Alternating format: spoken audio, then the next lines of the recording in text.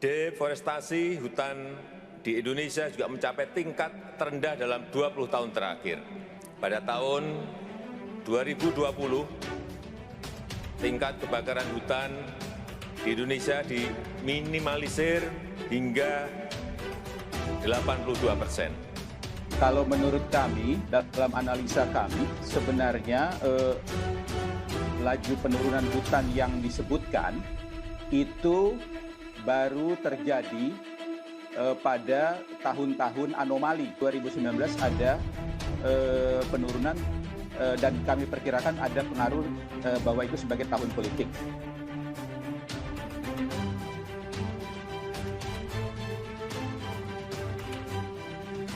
Jokowi anti kritik. Kritisi pidato Jokowi, Greenpeace dilaporkan ke polisi.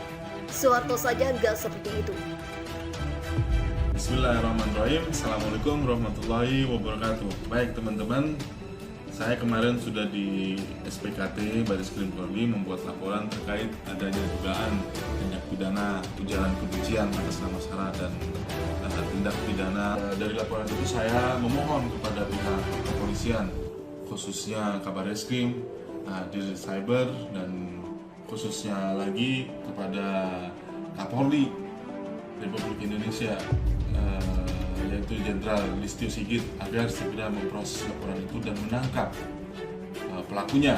Di mana kalau hal seperti ini, ujaran kebencian dibiarkan meluas dan itu dapat memicu konflik.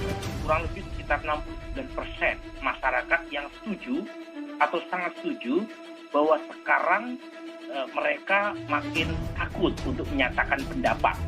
Nah, memang ini harus kita akui secara lebih fair ya. Ketakutan itu tidak semata-mata karena negara, tapi juga karena civil society atau karena meningkatnya polarisasi politik di media sosial. Jadi bukan semata-mata kontribusi negara, tetapi iklim polarisasi politik, apalagi ada norma hukum yaitu pasal 27 Undang-Undang ITE, itu membuka semacam norma hukum buat mereka yang tipis kupingnya untuk mengajukan ke polisi. Nah, polisi harusnya netral dan imparsial ketika menyikapi persoalan yang melibatkan intrik antar warga demikian. Mestinya standar moralnya, standar etiknya beda gitu loh. Tidak boleh tiba-tiba melaporkan. Harus jadi ayah, harus jadi orang yang bijak. Karena Anda yang diminta menjaga rakyat. Kalau ada kritik, ya dekati, datangi. Lebih indah lagi akhlaknya, bukan main. Kalau buat saya, bukan contoh yang baik penegakan hukum ketika laporan lebih banyak atau banyak dilakukan oleh para elit. Mestinya para elit lebih sadar diri. Ya, saya khawatir bangsa kita ini akan selalu memunculkan meme-meme kreatif ya dari kalangan aktivis bahwa ini adalah negara dikit-dikit somasi, dikit-dikit lapor, dikit-dikit kemudian atas nama pencemaran nama baik harus selesai di meja hijau. Saya lebih hormat sebetulnya model otoritarianisme Orde Baru itu resmi. Kalau kita lagi diskusi, nanti ada petugas datang atas nama undang-undang kami bubarkan. Jadi betul-betul dipamerkan kebuta-hurufan atau illiteracy dari istana terhadap demokrasi itu. Nanti istana akan bereaksi, oh ini kan bukan istana ini. Ada orang-orang yang memang membenci kalian. Ya itu artinya disuruh istana. Kan orang yang membenci kita itu artinya menyayangi istana, gampang aja. Kami mahasiswa Indonesia bersumpah bertanah air satu, tanah air tanpa penindasan. Ketua Greenpeace Indonesia Leonard Simanjuntak dan Kiki Taufik dilaporkan ke Polda Metro Jaya usai mengkritisi pidato Presiden Joko Widodo soal deforestasi di KTT COP26 di Glasgow, Skotlandia. Keduanya dilaporkan atas tindak pidana UU ITE. Adapun pelapor adalah Husin Sahab selaku Ketua Cyber Indonesia. Pelaporan tersebut dibuat di Polda Metro Jaya pada Selasa 9 November. Husin mengatakan pihaknya melaporkan Greenpeace Indonesia karena merasa dirugikan atas pernyataan Greenpeace Indonesia terkait data deforestasi di Indonesia. Menurutnya, data yang disampaikan Greenpeace Indonesia tidak sesuai fakta dan menyesatkan. Informasi yang disampaikan Greenpeace menyesatkan karena data yang disampaikan soal deforestasi tidak sesuai dengan fakta yang sesungguhnya. Justru selama pemerintahan Jokowi yang berusaha untuk menekan peningkatan deforestasi dari tahun ke tahun dan tidak terjadi kebakaran hutan, ujar Husin dalam keterangan tertulis kepada wartawan Sabtu 13 November 2021.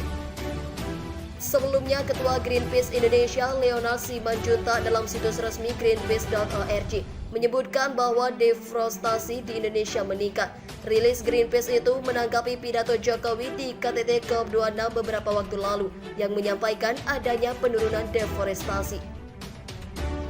Menurut Husin Sahab, Greenpeace telah memutarbalikkan fakta dengan menyebut bahwa deforestasi di Indonesia meningkat dari yang sebelumnya 2,45 juta ha 2003 hingga 2011 menjadi 4,8 juta ha 2011 hingga 2019. Di situ letak kebohongan dari Greenpeace. Kalau dibuatkan dalam bentuk grafis dari tahun ke tahun dan pada kebijakan pemerintahan siapa juga dijelaskan secara detail.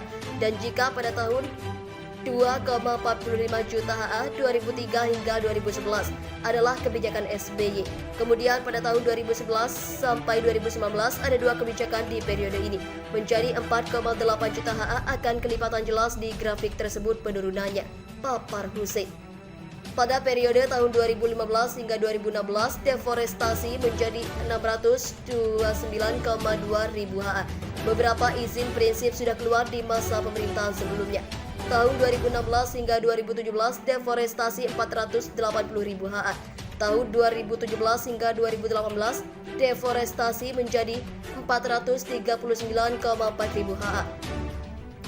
Tahun 2018 hingga 2019, deforestasi menjadi 462,5 ribu ha. Tahun 2019 hingga 2020, deforestasi turun drastis ke 119,5 ribu ha. Nah, itu kan jelas. Coba kalau dilihat dari bentuk grafik pasti akan terlihat menurun. Kenapa Greenpeace kok malah bilang meningkat? Itu kan bohong, jelasnya. Oleh karena itu, menurut Husin, pernyataan Greenpeace ini menimbulkan keonaran. Husin melaporkan Leonard Simanjuntak dan Kiki Taufik dengan dugaan menyebarkan berita bohong sebagaimana pasal 14 dan 15 Undang-Undang Nomor 1 Tahun 1946 tentang Peraturan Hukum Pidana atas dugaan ujaran kebencian atas nama antar golongan atau SARA sesuai pasal 28 ayat 2 jangto pasal 45A Undang-Undang ITE Nomor 11 Tahun 2008. Greenpeace Indonesia mengkritik isi pidato Presiden Joko Widodo terkait perubahan iklim di KTT COP26 di Glasgow, Skotlandia. Greenpeace menilai Indonesia seharusnya bisa menjadi contoh bagi banyak negara berkembang untuk memutus ketergantungan terhadap energi kotor, mewujudkan nol deforestasi, serta tidak bergantung pada dukungan internasional. Sebagian dari 20 ekonomi terbesar di dunia dan 10 negara pengemis terbesar, seharusnya Indonesia memimpin dengan komitmen ambisius dan aksi nyata untuk dekarbonisasi ekonominya, yaitu dengan berkomitmen untuk mencapai karbon netral pada 2050, menghentikan dominasi batubara pada sektor energi, dan tidak menggantungkan diri pada perdagangan karbon yang merupakan solusi palsu terhadap krisis iklim, kata Kepala Greenpeace Indonesia Leonard Simanjuntak dikutip dari situs resmi Greenpeace Selasa 2 November 2021. Ada sejumlah poin yang dikritik oleh Greenpeace Indonesia dalam pidato Jokowi. Pertama, terkait pernyataan deforestasi turun terendah dalam 20 tahun terakhir. Deforestasi di Indonesia justru meningkat dari yang sebelumnya 2,45 juta ha 2003 hingga 2011 menjadi 4,8 juta ha 2011 hingga 2019. Padahal Indonesia sudah berkomitmen untuk menekan laju deforestasi. Tren penurunan deforestasi dalam rentang 2019-2021 tidak lepas dari situasi sosial politik dan pandemi yang terjadi di Indonesia, sehingga aktivitas pembukaan lahan terhambat, ujar Leonard. Faktanya dari tahun 2002 hingga 2019 saat ini terdapat deforestasi hampir 1,69 juta hektar dari konsesi HTI dan 2,77 juta hektar kebun sawit. Selama hutan alam tersisa masih dibiarkan di dalam konsesi, deforestasi di masa depan akan tetap tinggi. Deforestasi di masa depan akan semakin meningkat saat proyek food estate, salah satu proyek PSN dan PN dijalankan. Akan ada jutaan hektar hutan alam yang akan hilang untuk pengembangan industrialisasi pangan ini, sambung Leonard.